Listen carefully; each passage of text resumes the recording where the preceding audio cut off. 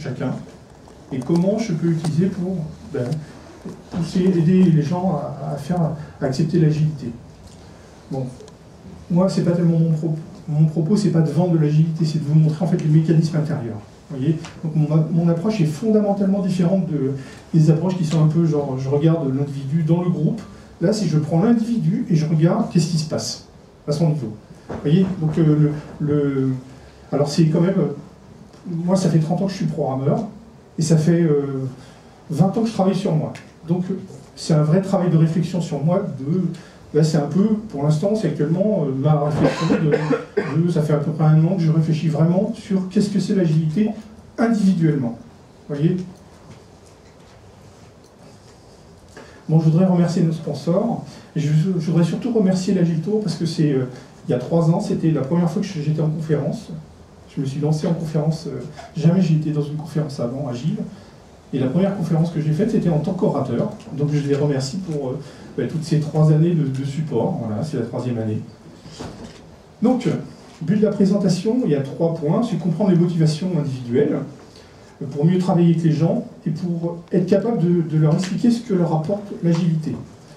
Ça, c'est l'argument commercial. Moi, je vais vous expliquer individuellement qu'est-ce qui fait que moi, l'agilité, ça m'apporte. Vous voyez ? Et je vais vous montrer, en fait, mon sujet est à la fois hyper ambitieux et hyper polémique. Donc vous n'allez sûrement pas être d'accord avec moi. Donc ce que je vais vous proposer, c'est, à la fin de la séance, j'aimerais bien que vous fassiez un petit retour par feuille. J'ai des questionnaires, j'en ai une 50aine, j'en ai imprimé 50, vous êtes plus que ça. J'imagine que tout le monde n'a pas de questions à me poser. N'hésitez pas à me poser des questions dessus, je répondrai sur mon blog. Ou sinon, on pourra discuter ensemble juste après. Vous voyez, j'ai des crayons et tout, donc venez voir, je vous donnerai des questionnaires. N'hésitez pas aussi à me les retourner, je partirai ce soir, je partirai au dernier moment. Alors, quand on parle de psychologie et de motivation, on se dit, ben voilà, on va parler de la pyramide de Maslow. Non, en fait, je ne vais pas vous parler de la pyramide de Maslow, parce que la pyramide de Maslow ne vous permettra jamais de comprendre ce que c'est la motivation individuelle. Ça va être une motivation superficielle et vue de dessus, genre qu'est-ce que tu veux faire. Voilà. Et c'est pas ça la motivation. Je vais vous présenter une pyramide qui va me servir de fil conducteur à toute ma présentation, que j'appelle la pyramide de l'entreprise, et plus modestement, j'appelle la pyramide de Mérignac, parce que je m'appelle Mérignac.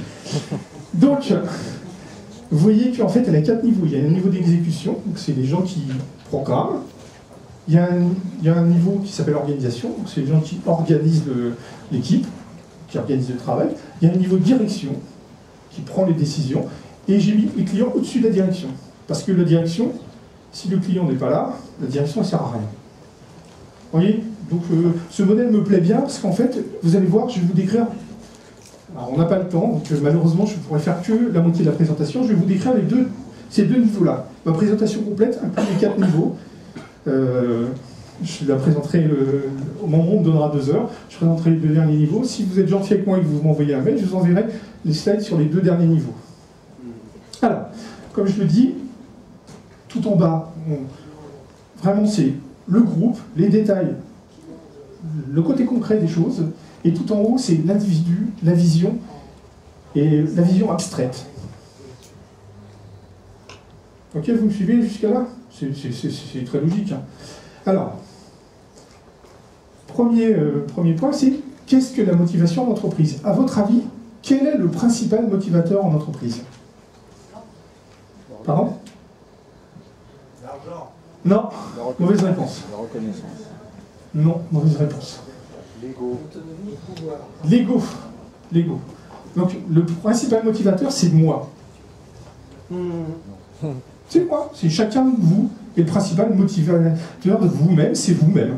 C'est tout. Il n'y a pas à chercher, ah, machin, c'est un truc extérieur. C'est moi. Toujours. Alors, dans ce moi, il y a beaucoup de petites parties. Vous allez voir, je vais vous décrire les 5 niveaux que j'ai identifiés en entreprise. Vous avez la vie privée, le travail personnel, le travail de groupe, le projet d'entreprise. Et vous allez voir qu'à chaque niveau de la hiérarchie, les motivations sont différentes. C'est certes, ces disques sont plus petits pour certains groupes, plus gros pour d'autres. Voilà. Et ça va vous permettre de comprendre pourquoi l'agilité, vous ne pouvez pas, par exemple, vous adresser avec du Scrum avec tout le monde. Ça ne marche pas. Donc, Alors, je vais vous présenter 3 concepts. Ça, c'est la première page du concept. Je veux, je peux, je sais.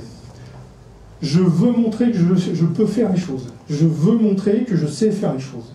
La motivation du jeu, de l'ego, c'est « je veux ». Vous voyez? C'est moi, je veux montrer. Voilà. Et on est tous motivés par ça. Moi, en faisant ma présentation, je suis motivé par ça aussi. Donc, c'est pas un truc, il ne faut pas avoir honte de ça. Moi, j'ai eu honte de moi pendant très longtemps. Le deuxième concept important, c'est « je m'identifie ». À quoi est-ce que je m'identifie dans l'entreprise? Et vous allez voir que les identifications sont différentes en fonction de la hiérarchie. Voilà. Et le troisième concept, c'est « je deviens ce que je fais ». C'est-à-dire que moi, si du jour au lendemain on passe patron, ben, je vais changer d'attitude. Je vais être drivé par d'autres moteurs de motivation. Donc la motivation, qui est moi, mes petits cercles, là, ils vont changer de taille en fonction de mon rôle. Vous voyez? C'est tout à fait simple. Vous n'allez sûrement pas être très d'accord avec moi, mais c'est pas grave, c'est exactement comme ça. Alors, on va parler du premier niveau, qui est l'exécution. Je parlerai tout à l'heure de l'organisation, et ça, on verra. Alors, ma motivation, moi en tant qu'exécutant, qu'est-ce qui me motive? Alors, si on ne le voit pas trop bien, mais là, enfin moi je ne le vois pas bien, ce qui me motive le plus, c'est ma vie privée.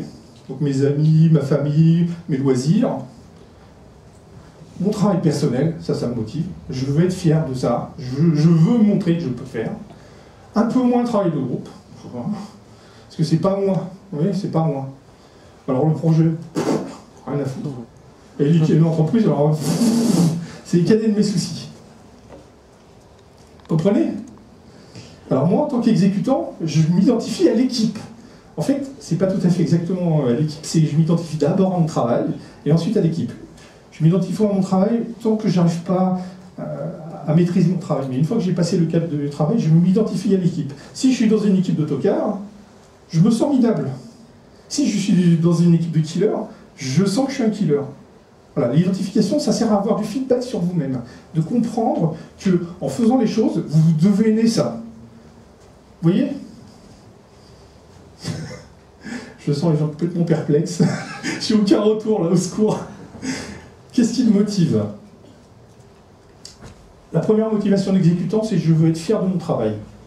C'est une motivation intrinsèque. Je veux être fier de ce que je fais. Et vous pouvez les voir, les mecs de Renault qui montent des voitures à longueur de journée, ils veulent être fiers de leur travail. Ils s'en foutent. C'est le salaire, je dirais, c'est le deuxième point, mais ils veulent être fiers de ça. Si vous niez la fierté du travail, le deuxième, je veux être autonome, auto-organisé et travailler à mon rythme. Et ça, c'est hyper important dans les équipes agiles. L'auto-organisation. Troisième point, je veux montrer mes capacités. Je veux montrer que je sais faire. Je veux montrer mon savoir-faire, mon expertise technique. Je veux montrer que je suis à ma place. Voilà. Ça, c'est vraiment les 3 moteurs de motivation. Il y a des boulots où il n'y a aucun de ces moteurs de motivation. Je ne sais pas comment les gens font pour supporter ce travail. Mais il faut avoir ces 3 moteurs. Alors, mon intérêt envers Agile, parce que je vais vous expliquer en quoi Agile leur parle à l'exécutant. XP, Kanban m'aident à mieux travailler. Simplement, les processus de XP et de Kanban m'aident à mieux m'organiser, à mieux faire les choses, à moins bloqué sur le process. Voilà. Notez que je ne vous parle pas de Scrum, je ne vous parle pas d'autres méthodologies, je ne vous parle pas de Lean, je ne parle que de XP Kanban. XP Kanban, c'est pour s'adresser à des développeurs, à des exécutants. Commencez pas à parler, ouais, machin de Lean, les valeurs et tout, ils s'en fichent. C'est XP Kanban. J'aime l'approche qualité. Je vous le montrerai juste dans le slide juste après. La qualité, c'est ce que je veux faire. Moi, je veux faire un boulot de qualité. Je veux être fier de mon travail. Je veux faire un boulot super. Même si c'est le truc qui n'a pas l'air top. Moi, j'ai fait du jeu vidéo pendant 18 ans. Je peux vous dire, j'étais fier de mon travail à l'époque. Vers la fin, j'étais moins fier. Mais à l'époque, j'étais vraiment fier de mon travail. Et ça, c'est le principal motivateur. J'aime le principe de simplicité parce que souvent, je ne peux pas le faire. Souvent, je fais des usines à gaz, mais j'aime le concept de faire des choses simplement. Et quand on parle de faire les choses simplement, ah ouais, génial! Voilà. Vous voyez? Donc ça, c'est les 3 moteurs de motivation. Et comme j'ai dit, je deviens ce que je fais, c'est je crée de la qualité. Plus je crée de la qualité, et plus je suis quelqu'un de qualité. C'est ça, simplement. Et c'est pour ça, c'est ça notre moteur. C'est on veut faire quelque chose de bien.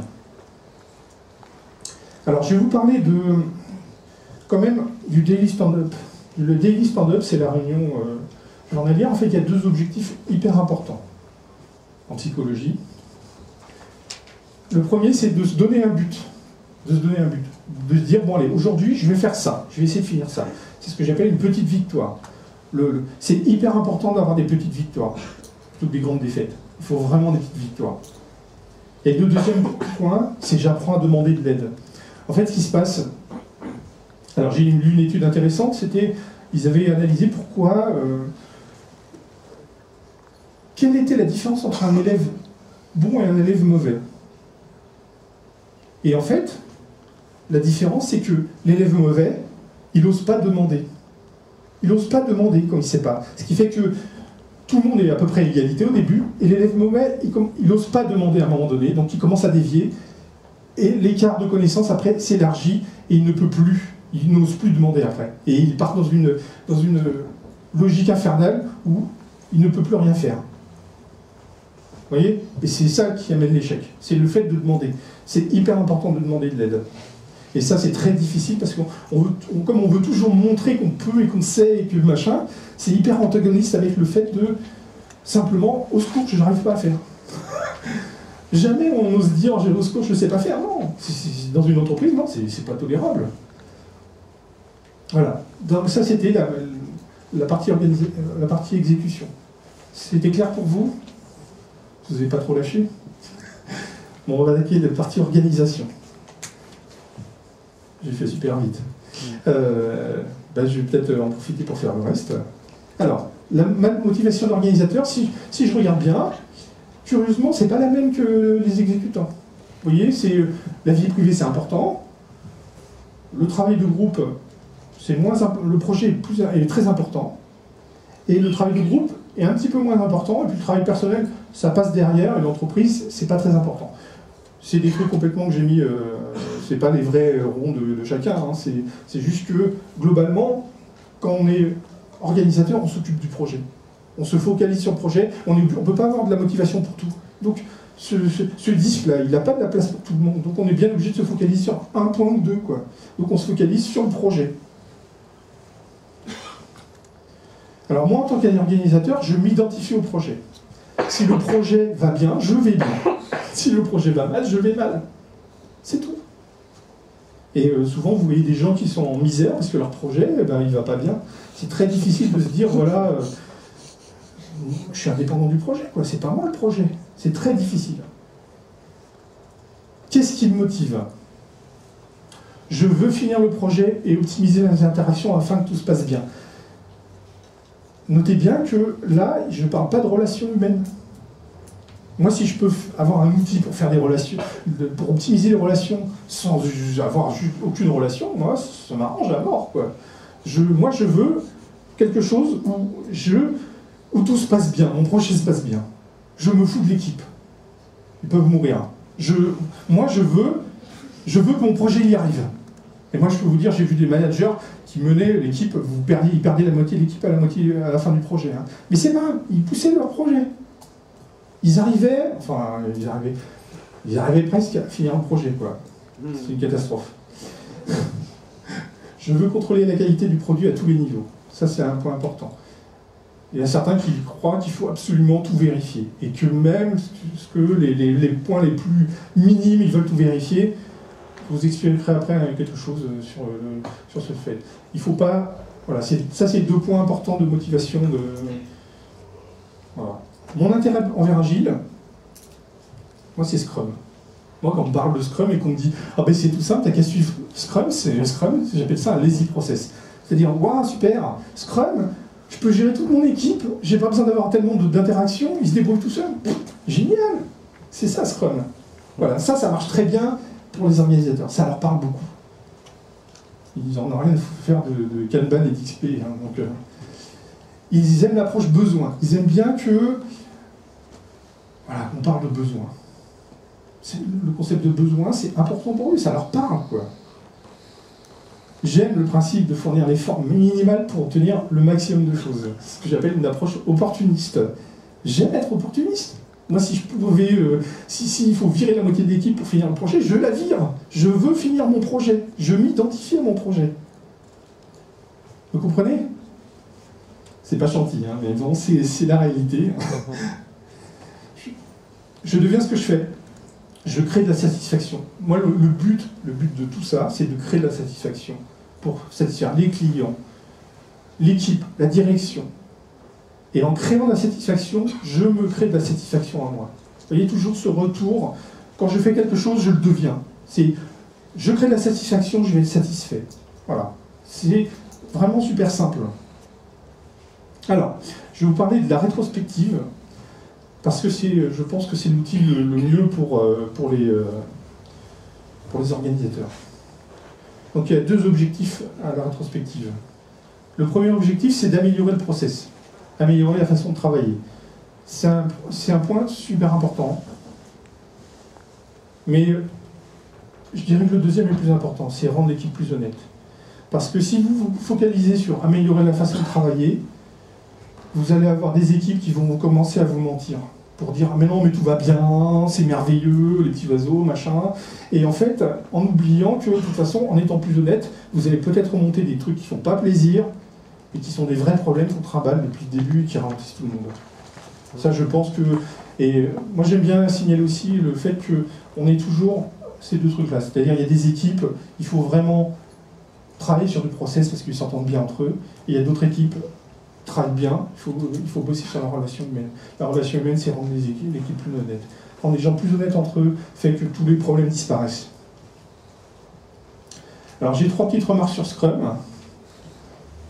J'ai fait super vite. Moi, je pensais que j'allais passer encore 2 heures dessus. On va pouvoir prendre des questions à mort. J'apprends à accepter que les exécutants savent faire mieux que moi. En fait, la problématique de tout ça, c'est que Scrum apprend en fait à lâcher prise. C'est-à-dire que moi, si j'essaie d'appliquer le Scrum, et si je veux absolument que les gens fassent comme je veux, ça ne sert à rien, Scrum. Et tous les process. Et même, vous n'avez même pas besoin de Scrum. Si vous laissez une équipe s'auto-organiser, elle se débrouillera toute seule naturellement. C'est tout. Scrum, c'est juste une façon de présenter ça autrement. Et moi, en tant qu'organisateur, qu'est-ce que j'en sais comment une équipe va être plus efficace? Moi, j'ai eu plein de managers qui disaient « Ah ben non, il faut faire comme ça, comme ça, comme ça ». Et techniquement, je fais quoi là? C'est quoi mon rôle là-dedans? Où est ma place dans ce poste? Moi, je vais être fier de mon travail. Si on commence à me dicter comment je dois faire, comment je peux être fier de mon travail? Je leur montre que je leur fais confiance tout en vérifiant la qualité. Ça, c'est un truc super vicieux. Je vais vous expliquer pourquoi. Alors, c'est une technique qu'on utilise pas mal en manipulation mentale. Donc, vous avez une personne qui travaille pour vous. Et vous savez qu'il va essayer de vous arnaquer. Vous voyez, ça arrive tout le temps, hein. Particulièrement en entreprise. Et la meilleure technique, c'est de lui dire je te fais confiance. Vous lui dites simplement je te fais confiance.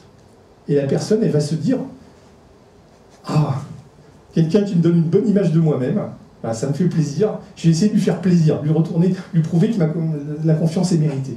Voilà, c'est ça, c'est le principe de confiance, c'est ça. C'est, vous faites confiance, mais derrière, vous vérifiez.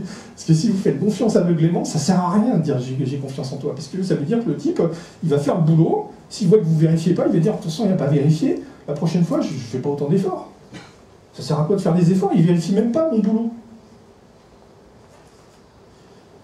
Troisième point important, les rituels ne servent à rien dans Scrum. Ils sont juste là pour me rassurer. Ça ne sert à rien. Si vous regardez bien les rituels là, de démo, de fin d'itération, de début d'itération, c'est juste l'équipe ne fait rien pendant ce temps. Vous pouvez argumenter avec moi en disant non, c'est pas vrai, hein. Venez le voir là, derrière dehors là. Non, c'est juste pour vous rassurer. Et c'est parce que c'est pour vous rassurer pour la transition vers un truc agile.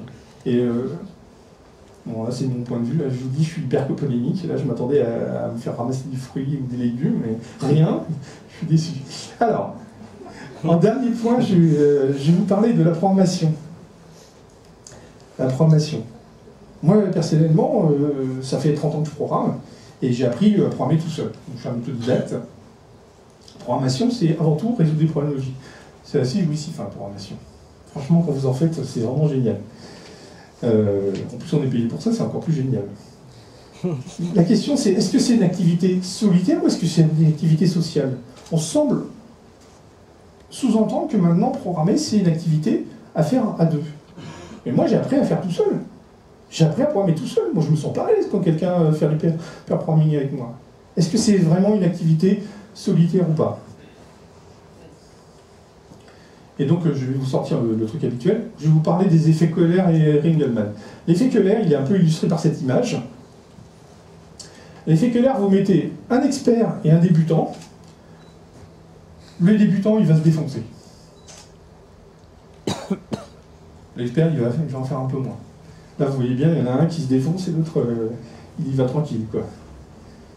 L'effet Ringelmann, je vous montre avec ça, c'est un effet où plus l'équipe grossit et moins les gens fournissent d'efforts.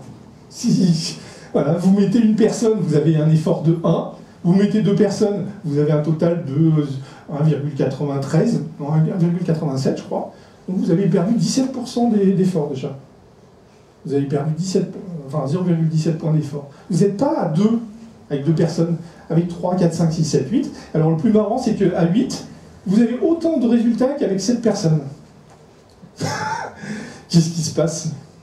Qu'est-ce qui se passe? Qu'est-ce qui peut bien se passer dans la tête pour que, individuellement, les gens qui fournissent un effort à 7, ils en fournissent moins à 8? Alors les psychologues appellent ça la paresse sociale. En fait, moi j'ai une explication très simple, qui est probablement originale. C'est qu'en fait, on s'ajuste au niveau de l'équipe. C'est-à-dire que si vous pensez que votre équipe elle est forte, vous allez vous défoncer. Si vous pensez que votre équipe c'est des gros nuls, vous allez rien faire, quoi. Et en fait, plus l'équipe grossit, et plus le niveau baisse, inconsciemment. Plus vous pensez que le niveau de l'équipe, voilà, qui était là, allez à 4, non. Allez, on est à 8, non, le niveau il est là. Et en fait, vous allez fournir de l'effort en fonction du niveau que vous imaginez de l'équipe. Vous voyez? C'est vraiment ultra évident. Pour moi, en tout cas. Voilà, c'est fini. Donc, je suis hyper surpris de l'avoir déroulé en une demi-heure. Ce que je peux vous proposer, donc, c'est vous proposer les deux derniers niveaux. Ça vous intéresse? Oui. Bon. C'est pas les mêmes couleurs parce que je les ai fait avant de... et j'ai pas travaillé les 2 derniers, mais au moins, je m'attendais pas à finir plus tôt. Bon, c'est parfait. Alors, le niveau de la direction. Et j'ai oublié de mettre la pyramide là, mais c'est parce que j'ai retravaillé ici hier soir. Donc, qu'est-ce qui me motive en tant que directeur? Qu'est-ce qui me motive? Alors, vous voyez, c'est pas les mêmes couleurs. Bon, toujours moi. Et là, curieusement, ce qui me motive le plus, c'est l'entreprise. Vous voyez, l'entreprise, c'est le grand motivateur. Mon projet, c'est un grand motivateur. Le travail de groupe, et le travail personnel. Et les familles, souvent, ils sacrifient parce que comme ils n'ont pas la place pour tout, ils sont bien obligés de grossir ça, et puis le reste passe derrière. Vous voyez, c'est ça, on est juste ça. On est des humains, on ne peut pas avoir de la motivation pour tout. Donc, moi, en tant que directeur, je m'identifie à l'entreprise. Quand l'entreprise va bien, je vais bien. D'ailleurs, c'est ça qui fait qu'il y a beaucoup de publicité, c'est parce que les gens veulent paraître bien, donc ils vont payer de la publicité dans les magazines ou à la télé, juste pour avoir une bonne image d'eux-mêmes. Ça leur donne un bon retour d'eux-mêmes. Ah ouais, on parle de moi, enfin on parle de ma société, mais on parle de moi, ça fait plaisir. Vous voyez, c'est ça, on est motivé par ça. Qu'est-ce qui me motive? Moi, je veux réussir. Je veux réussir. La réussite, c'est une définition personnelle. Hein. Chacun a une façon personnelle de définir la réussite. Je veux réussir. Mon salaire définit ma valeur. Plus je serai payé, plus je vaux, plus j'ai de la valeur. Je veux avoir confiance en moi. J'ai besoin d'avoir de la confiance en moi. Le problème de la confiance, c'est pas un truc qui arrive tout seul. Ça se construit, c'est les gens qui vous font du feedback, etc. C'est hyper dur de rencontrer des gens qui disent « Ah ouais, j'ai confiance en moi ». Non, non, ils ont besoin de feedback sans arrêt pour avoir confiance en eux, c'est vraiment J'ai un terme pas gentil, mais je vais pas te dire. Attendez, non, mais le seul mot qui me vient, c'est... Enfin, il n'est pas gentil. C'est ça, c'est la recherche de la confiance à tout prix. Je veux montrer que je sais décider et gérer des ressources. Voilà, moi je veux montrer que je sais faire. Je sais montrer que je suis le meilleur, que je veux montrer que voilà, je sais, je suis le meilleur. Alors, de quoi ça me parle, Agile? Lean, j'aime bien l'approche par le coup. J'aime bien quand on parle de coup. J'aime bien. C'est fou, quoi. Scrum, c'est quoi ces trucs d'équipe, là? Rien à faire. Kanban, qu'est-ce que ce truc-là? Lean, voilà, vous les chopez par l'approche par le coup. L'A3 pour décider rapidement. ils ont toujours ce problème de décider. Il faut décider, il faut être capable de décider. C'est important. Donc, A3. Excusez-moi. A3, C'est en fait, on fait un questionnaire comme ça, et ça permet de faire une sorte de mind map rapide pour voir où est le problème. Et en fait, c'est pour remonter les problèmes dans la hiérarchie avec le Lean. C'est hyper efficace, hein, comme outil. C'est super chiant à remplir quand on est exécutant, mais c'est hyper efficace pour décider rapidement un truc. Regardez les A3, il y a des gens qui font des démos, comment ils font un A3. Moi j'en ai essayé un ou deux, ça a été super efficace à chaque fois. J'aime le retour sur investissement. Je veux en avoir plus avec beaucoup moins. Je vous dis, moi je veux montrer que je sais gérer un budget. Moi si on me file un gros budget, je vais montrer que je suis capable de grappiller tout mon budget pour faire les produits avec très très peu de budget. Parce que tout ça, ça va me permettre de me toucher une prime. Et donc tout l'argent que ça rapporte montre que j'ai encore plus de valeur pour la société. Vous comprenez? C'est ça, c'est le principe de voilà. Moi, en faisant les choses, voilà. Alors je deviens ce que je fais. Ça c'est quelque chose de difficile pour... c'est je pense globalement. Et ça, je dirais, c'est un peu le futur. J'arrête de penser juste à moi en tant qu'individu pour évoluer. Il faut que je pense globalement. Donc, je parle de system thinking. J'attendais un peu la présentation de système ce matin. Voilà, c'est vraiment ça. Donc, je vais vous parler du dernier échelon, tout en haut, parce qu'à mon avis, c'est leur place. C'est plus haut qu'au-dessus de la direction, les clients. Alors le client, je ne parle pas de sa motivation parce que je l'ignore complètement. On ne peut pas savoir. Le client s'identifie au produit. Le client, le produit qu'il achète, c'est lui-même. Donc il va avoir tendance à acheter des produits chers pour montrer qu'il a de la valeur, qu'il est voilà, mieux que les autres, qu'il a une grande voiture, voilà, qu'il a les moyens de se payer. Voilà, on s'identifie au produit qu'on achète. Qu'est-ce qui me motive? Mon premier point de motivation, c'est je veux résoudre mon besoin. Moi j'ai un besoin, je veux le résoudre. Je veux le résoudre. Je veux pouvoir choisir tardivement. Parce qu'en fait, moi je ne sais pas vraiment ce que je veux. Moi j'ai un besoin, bon, alors, si on me demande, je ne sais pas vraiment. Alors je voudrais bien qu'on me demande au dernier moment voilà, les détails, parce que je ne les ai pas. Je ne les sais pas. Je veux être impliqué dans le processus de décision le plus tôt possible. Moi, je veux avoir l'impression que c'est moi, le produit, c'est moi. Le produit, c'est moi. Donc, plus je suis tôt dans le processus de décision, et plus je serai maître de mon produit. Je ne sais pas si j'ai... Voilà. Mon produit définit ma valeur. Comme je vous l'ai dit, mon produit définit ma valeur. Si j'ai un produit... Moi, j'aime bien, parce qu'on m'a fait une présentation de Bottom of Pyramid. Bottom of Pyramid, c'est les gens qui ont moins de 1 ou 2 dollars pour vivre par mois. Par mois. 1 ou 2 dollars par mois. Et même les gens qui ont 1 ou 2 dollars à vivre par mois, ils essaient d'acheter des trucs qui leur permettent de passer pour quelqu'un de meilleur qu'ils le sont. Ils ne veulent pas acheter des produits de pauvres. Ils ne veulent pas acheter des produits de pauvres. Pourtant, avec 2 dollars par mois, qu'est-ce que vous pouvez acheter? Vous achetez des... Et c'est ça. Ils vont consommer du portable, etc. Alors que, franchement, il y a des moyens moins chers, quoi. Mais... Alors, j'aime bien le paradoxe. Alors, comme je vous dis, là, je n'ai pas préparé du tout pour cette présentation, donc je suis un peu en live. J'aime bien ce paradoxe qui est toujours les trois trucs, la composante impossible à résoudre, prix, qualité, délai, que l'agilité ne résout pas non plus, mais à sa façon aide à résoudre le problème en disant bah non, il ne faut pas faire ça. Mon intérêt envers Agile, c'est l'Innovation Games. J'aime l'approche concrète de l'innovation du jeu. J'aime l'approche du jeu, et en fait, c'est pour ça qu'il ne faut pas leur parler de Lean ou de trucs comme ça leur parle pas. Il faut leur parler de Games, parce qu'en fait, c'est vraiment la théorie du jeu, ça leur permet de comprendre les concepts, et ça sera moins violent que la méthodologie Lean ou autre, qui est impossible à expliquer simplement. Je deviens ce que je fais, je suis acteur sur mon produit. Je deviens mon produit. Mon produit, c'est moi. D'où le succès de customisation de produits, etc. Là, c'est la fin. Donc voilà, est-ce que vous avez des questions à poser? Ou est-ce que c'était un peu trop violent et ça vous a pas plu?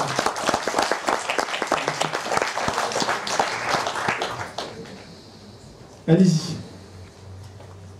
J'ai pas l'impression, moi je débarque complètement, je ne connais pas, je connais rien, et j'ai l'impression qu'il y a quand même dans votre présentation des choses qui font un peu cliché. Ah oui, c'est à mort. Par exemple, sur les motivations, le fait qu'on ne peut pas être motivé par plein de choses, non, je suis d'accord, on ne peut pas tout faire, on peut être motivé par plein de choses, être déchiré parce qu'on ne peut pas faire, etc. Et donc du coup j'ai du mal à comprendre, à adhérer complètement à votre propos et à voir où vous voulez en venir en fait finalement. Ok, vous nous avez présenté un point de vue qui est hyper polémique. Je ne sais pas comment il se situe par rapport à... Je ne connais pas trop le domaine. Je suis un peu perdu du coup. Je ne sais pas quoi retenir finalement de votre présentation. Oui. Mais moi, je me joins... En fait, c'est quoi le message?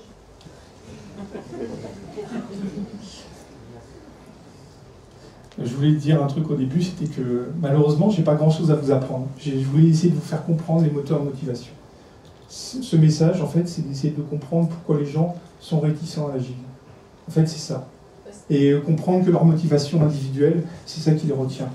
Parce qu'ils ont d'autres directions que la direction que vous avez envie d'aller. Moi, franchement, j'essaie d'être moteur dans ma boîte sur l'agilité. Je vois que je n'y arrive pas. Donc j'essaie de les prendre par les arguments qui leur plaisent. Mais je suis d'accord avec vous, hein, mon message, il est... j'ai peut-être tout faux. J'ai préparé ça. Moi, c'est un travail sur moi que je prépare, que je vous présente là, qui est 20 ans de réflexion sur moi. Vous êtes en droit de pas adhérer, de pas voir où je veux en venir. Je comprends totalement. Je peux malheureusement pas donner d'arguments. Je ne cherche pas à me vendre. Allez-y. Mais quelque part, c'est super... Enfin, c'est déprimant, là. En fait, tu nous présentes des choses... C'est pas déprimant. Bah si, c'est des attitudes totalement dysfonctionnelles et il n'y a rien à faire. Mais non, c'est pas dysfonctionnel. Les gens sont comme ça. Il faut juste comprendre qu'ils sont comme ça pour essayer de les aider à mieux fonctionner. Ah, donc l'idée, c'est de les aider, alors. Ah oui, oui, bien sûr, mais moi je ne suis pas là au niveau du remède. Là, moi je suis en train de montrer que les gens sont dysfonctionnels par nature. Et je vous explique pourquoi ils sont dysfonctionnels par nature. Après, c'est un peu à vous de... Je sais pas, vous êtes là pour quand même défendre l'agilité dans notre société, donc quelque part, je vous donne juste des pistes nouvelles, une sorte de façon nouvelle de voir le problème, plutôt que de dire, bon, voilà, le groupe, machin, j'ai une personne réticente, et juste de dire, mais je vais couper la tête parce qu'il dépasse, quoi. Vous comprenez? Moi, j'ai pas vraiment de message particulier, c'est juste, voilà, qu'est-ce que c'est? Qu'est-ce qui fait que moi, individuellement, ça me plaît pas, quoi? Pourquoi moi, l'agilité, ça me parle pas? Et moi, je peux vous dire, quand on m'a présenté l'agilité, je me suis dit, mais c'est quoi ce bordel? Qu'est-ce que je vais faire de l'agilité? Je n'ai rien à faire de l'agilité. Moi, c'est un point de vue individuel, hein. C'est pas, je n'essaie pas de décrire que tout le monde est dysfonctionnel. Il y a des gens qui acceptent, il y a des gens qui n'acceptent pas. Il faut comprendre qu'ils ont des moteurs de motivation différents des vôtres. C'est juste une façon de voir autrement que de prendre des diagrammes genre disque, etc., et de dire lui c'est un organisateur, etc. Non, moi je vous dis, au niveau de la hiérarchie, c'est a priori comme ça que ça se passe. J'ai peut-être tout faux, hein. C'est peut-être depuis 20 ans, je rencontre que des gens qui sont comme ça, parce que je suis dans un certain profil de boîte, je suis peut-être pas dans un autre profil. C'est un peu là où je voulais en venir, c'est qu'en fait finalement ça ne s'adapte pas partout. Moi je ne suis pas du tout dans le monde de l'entreprise, je suis dans le monde de la recherche. Je suis d'accord sur le principe de base que chacun a sa motivation, etc. Enfin, ça, à la limite, c'est presque une porte ouverte. Ouais. Mais le côté pyramide et la manière dont les gens pensent, elle ne s'adapte pas partout. Je pense que dans une toute petite PME, ça ne va pas être la même chose parce que déjà, cette hiérarchie ne se retrouve pas forcément de manière si découpée. Et puis dans le monde de la recherche, c'est pareil, c'est complètement différent. Oui, mais je suis d'accord. Mais... Pourtant, le constat est le même, il y a des réticences, il y a des habitudes. Et donc, quand je disais que j'étais un peu perdu, c'est que du coup, j'ai du mal à voir le côté un peu généralisable Moi, je voulais juste dire que je me trouvais très bien et je me retrouve beaucoup de cas que j'ai pu observer parce que, effectivement, la grande difficulté que se pose souvent en Égypte, c'est que finalement, on arrive à entre guillemets imposer ce modèle-là, clairement, et qu'effectivement, on rentre souvent, on dit ok, on est au niveau d'un projet, comment on fait pour généraliser l'entreprise? Et les moteurs ROI, le directeur qui dit bah oui, les projets, les autres, c'est pas toujours au quotidien sa préoccupation. Peut-être qu'il y a, bien sûr qu'il n'y a jamais, toutes les entreprises rentrent pas dans les menus, heureusement, c'est de l'espoir.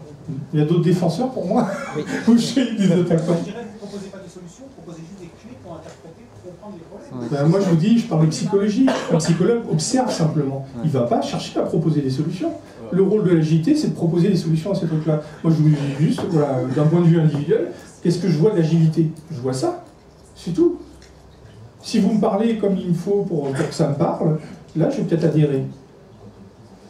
Je trouve que votre analyse en fait par rapport à ce qui nous motive, par rapport aux clients, par rapport aux développeurs, je pense que c'est assez innovante parce que jusqu'à maintenant tout ce qui est disponible en littérature ou sur l'internet, c'est très généraliste. Ça ne nous permet pas de voir spécifiquement par rapport à l'acteur. Et je pense que ça, c'était très bien fait. J'aurais quelque chose à ajouter. C'est il y a un film animé de 10 minutes sur l'internet, publié par RSA Animate, Moi, je qui connais s'appelle What Motivates Us. Et il y a un livre qui s'appelle Drive de Daniel Pink. Donc je pense que ça, je peux conseiller à tout le monde si vous voulez aller plus loin. Mais non, mais je suis allé plus loin déjà. J'en parle sur mon blog de la motivation et j'ai bien découpé. Là, je vous parle juste de la motivation. Là, j'essaie d'aller au-delà de la motivation de faire. Parce qu'il y a une motivation. Alors, le problème de Dan Pink et des gens, des Américains, c'est qu'ils voient que la motivation de faire. Il y a vraiment une motivation d'être qui est sous-jacente à la motivation de faire. La motivation d'être, elle n'est jamais abordée par personne. Parce qu'elle est très difficile à définir, en fait, la motivation d'être. Et en fait, on se définit par nos actions, souvent. Mais en fait, c'est pas ça. Et vous voyez qu'il y a des gens qui décrochent complètement, qui vont essayer de réaliser leurs rêves, qui s'en vont à l'autre bout de la Terre, ils sont dans la motivation d'être. Et ça, c'est un moteur encore plus puissant que la motivation de faire, sauf que je ne peux pas vous le présenter. Là, je fais de la motivation d'entreprise. Donc, la motivation d'entreprise, c'est la motivation de faire. Oui. Vous êtes là pour travailler, vous n'êtes pas là pour être. Vous comprenez? Oui. J'ai une question sur vous avez montré l'effet Ringelmann qui était assez intéressant, mais parfois vous avez des projets où il y a besoin, vous avez forcément besoin d'augmenter le nombre de membres dans l'équipe. Alors comment vous pouvez, vous avez des conseils pour éviter cet effet, éviter que l'effort individuel baisse? Ouais. Alors, moi, 2 conseils que je donne, c'est premièrement, vous embauchez que des mecs bons. Ça va automatiquement, les gens vont essayer de s'identifier en se disant je suis dans une équipe de tueurs, je dois montrer que je suis au niveau de l'équipe. Ça, c'est ce que fait Google. Et le deuxième truc que fait aussi Google, c'est faire travailler les gens individuellement et faire la partie, si vous faites du pair programming, faire le minimum de pair programming possible pour que les gens soient drivés par leur truc. Et quand ils ne savent pas faire, vous leur dites de travailler à plusieurs, à 2. C'est vraiment ça. Moi, je veux montrer, on veut toujours montrer sa compétence, toujours. Et même moi, là, en faisant ma présentation, je m'attendais à des trucs encore plus cruels, qu'on me dise. Donc je suis un peu déçu par vos commentaires tout gentils, quoi. Je voulais vraiment vous présenter surtout un point de vue différent de tout le monde qui est simplement on regarde le système.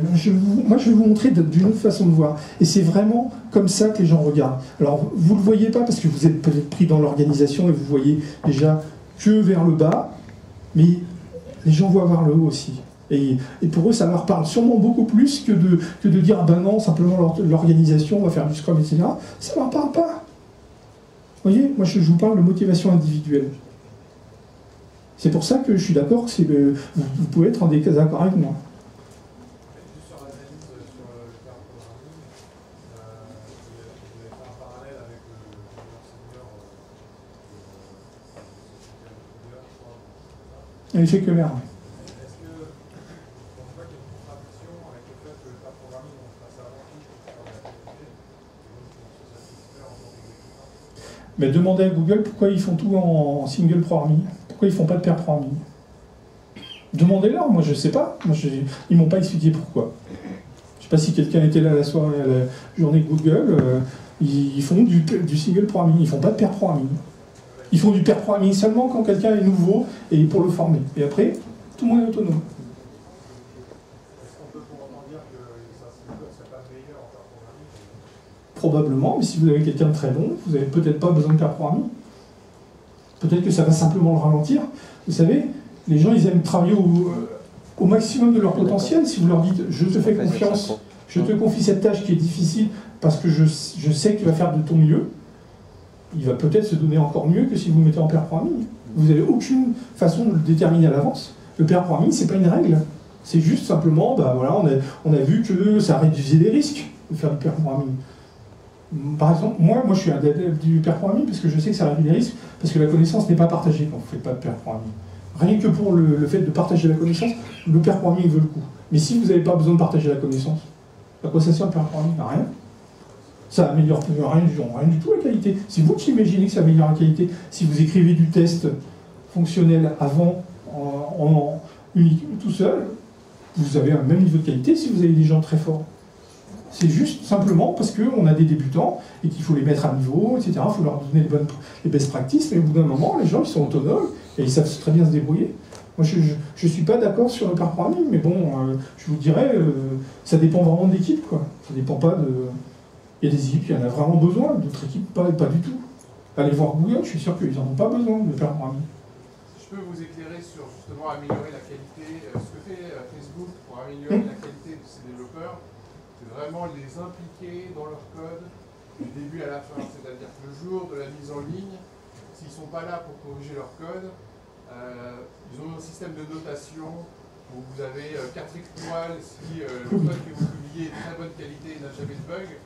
Donc, leur motivation, c'est d'avoir ces 4 étoiles et de les garder parce qu'on peut les faire très vite. C'est pas... ouais. Ça dépend, est-ce qu'il y a des punitions s'ils n'ont pas 4 étoiles? Ouais, mais en dehors des étoiles, il n'y a pas d'autres punitions. C'est juste un système vertueux ou c'est un système punitif? Parce que si c'est un... Alors ça c'est pas un motivateur, c'est pas un bon motivateur. Si c'est un système vertueux pour encourager les gens, c'est un bon motivateur. Si c'est un système punitif, c'est un mauvais motivateur. Il faut bien comprendre ça. Les choses sont très simples. Pardon? C'est quoi la punition? Je sais pas. C'est pour ça, c'est quoi? Punition, c'est que Il est fouetté en public, etc. Donc c'est pas top. quand on n'a pas beaucoup d'étoiles, le code n'est pas passé, quoi. Alors que quand on a 4 étoiles, le code est passé systématiquement, on fait confiance à la personne, alors que quand elle a plus que 2 étoiles, bah, on vérifie ce qu'elle a fait avant de passer. Ah ouais, on n'est pas vérifié, quoi. Bon, ça peut être bien. Normalement, d'après les développeurs de Facebook, quand on n'a plus qu'une étoile, on est viré.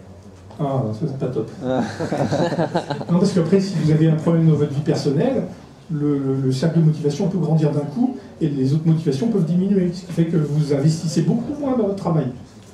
Moi, c'est ce qui ça m'est arrivé. Hein. J'ai une question sur le niveau exécutant. Est-ce que Scrum, ça n'adresse pas le côté autonomie, auto-organisation? Parce que j'ai pu noter... Je pense pas. Je pense pas. Je pense que Kanban ou XP sont plus intéressants pour l'auto-organisation, personnellement. Mais je suis pas... franchement, il y a ici